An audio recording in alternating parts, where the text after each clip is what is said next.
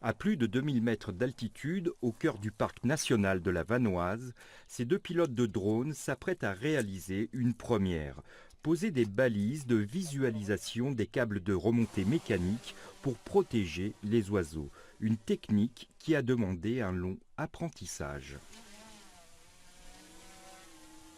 Nous avons développé le drone pendant 3 à 4 ans. Maintenant, on peut l'utiliser n'importe où pour poser ses balises sur des câbles en haute altitude.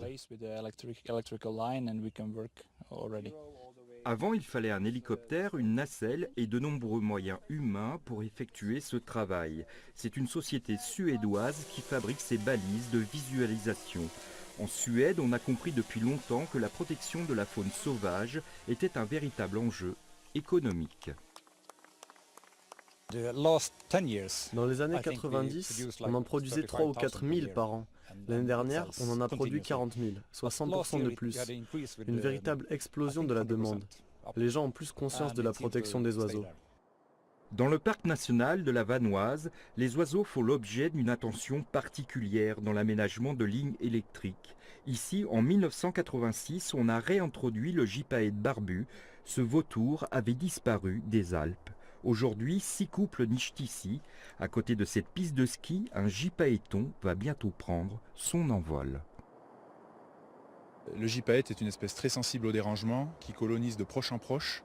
Et aujourd'hui, on sait que le territoire de la Vanoise peut accueillir de nombreux couples, mais petit à petit. Donc il faut persévérer dans les actions de mise en défense, dans les actions de protection, de communication, sensibilisation, dans ce qu'on vient de voir aujourd'hui avec tout ce qui est limitation des cas de collision sur le réseau de transport d'énergie, sur le réseau de remontée mécanique, et pour favoriser la survie des individus. Et l'objectif, c'est d'arriver dans ces zones à créer des bonnes conditions de cohabitation et que ce soit gagnant-gagnant, qu'on trouve à la fois une place pour une économie et la place pour une protection de la nature qui devient un vrai atout par les temps qui courent.